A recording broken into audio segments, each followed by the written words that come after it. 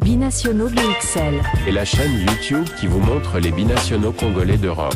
Les binationaux de Belgique, France, Allemagne, Grande-Bretagne, etc.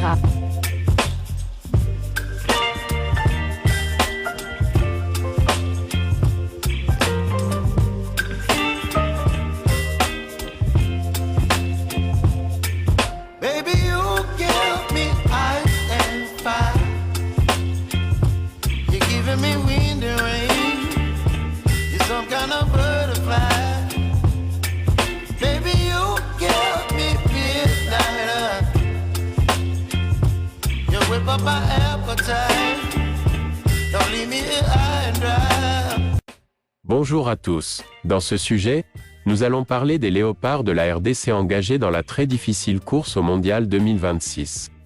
Nous savons tous que les léopards sont troisièmes après 4 journées de la phase éliminatoire Zone Afrique, du groupe B. Les léopards troisièmes avec 7 points, tout juste derrière le Sénégal, 8 points, et le Soudan, 10 points. Ce classement pourrait être complètement chamboulé, si la RDC obtient gain de cause de sa plainte déposée contre le Soudan contre un binational possédant la nationalité finlandaise. En novembre dernier, la RDC avait soumis une réclamation à la Confédération africaine de football, CAF, suite à sa défaite 1-0 face au Soudan lors de la deuxième journée des qualifications. La controverse tourne autour de la participation de l'ailier Youssouf Ali, accusé d'avoir joué pour le Soudan avec un passeport finlandais, ce qui le rendrait inéligible. Youssouf Ali, sans club depuis le début de l'année, aurait ainsi enfreint les règlements stricts de la compétition. Si cette accusation se confirme, la RDC pourrait se voir attribuer une victoire sur tapis vert, 3-0.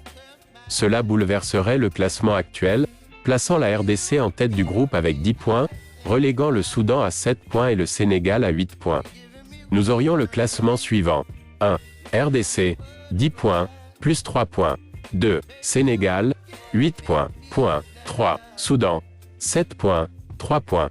4. Togo, 3 points. 5. Soudan du Sud, 2 points.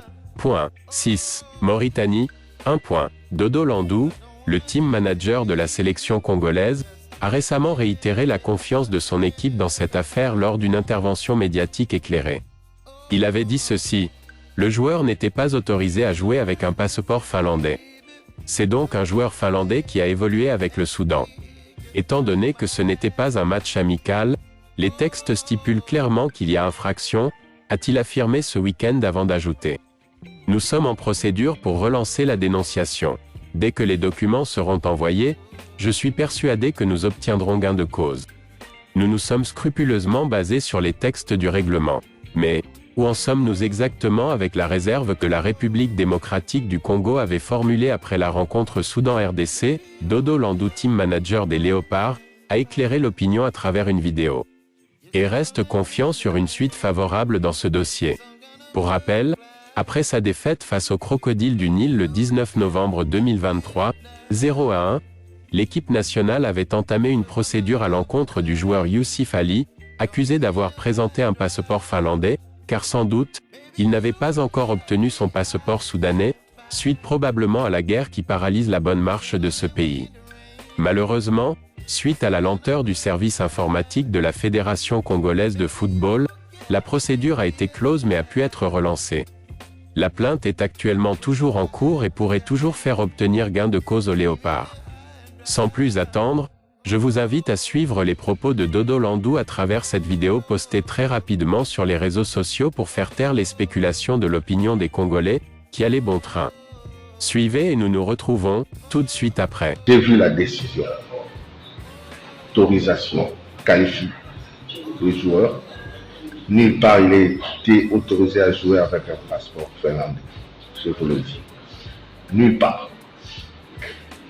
Pour nous, c'est un joueur finlandais qui avait joué ce jour-là contre le Soudan. C'est clair. Pour jouer dans l'équipe soudanaise, il faut présenter un passeport soudanais.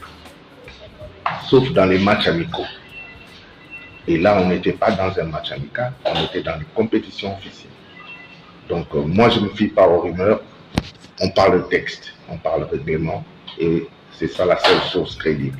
Nous, à notre niveau, on a fait notre part de travail. on a fait la réserve, puis confirmé la dénonciation 24 heures après. C'est ce que dit le règlement.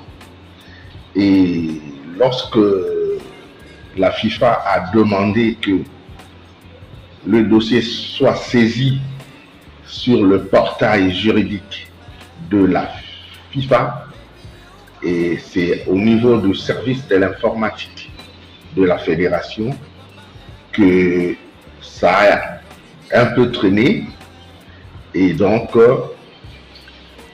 là maintenant on est en procédure pour que ce dossier soit remis sur la sellette et qu'il soit valablement et régulièrement instruit par le tribunal du foot.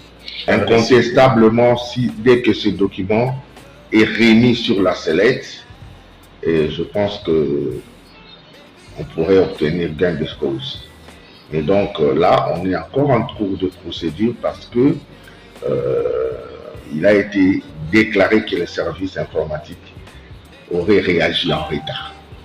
Mais nous sommes appuyés sur le texte, sur le règlement pourtant éliminatoire, organisation de la phase éliminatoire de la Coupe du Monde, qui est clair et qui stipule que c'est sur l'adresse qualifier@fifa.com qu'il faut saisir la dénonciation et non sur le portail juridique.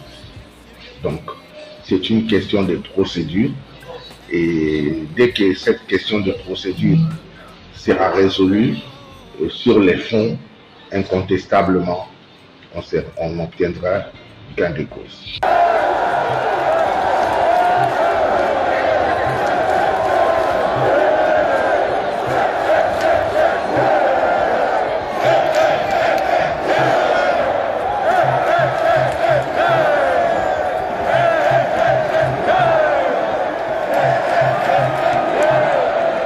Voilà, nous sommes de retour pour conclure ce sujet. Avouez que cela serait tout simplement formidable pour la RDC si elle obtenait gain de cause dans cette affaire. Si vous avez aimé ce sujet, merci de liker, commenter, partager cette vidéo. Abonnez-vous également à la chaîne sans oublier d'activer la cloche des notifications qui apparaîtra et qui vous permettra de recevoir une alerte lorsque nous mettrons en ligne une nouvelle vidéo. Binationaux BXL vous dit au revoir. Binationaux BXL. Et la chaîne YouTube qui vous montre les binationaux congolais d'Europe. Les binationaux de Belgique, France, Allemagne, Grande-Bretagne, etc.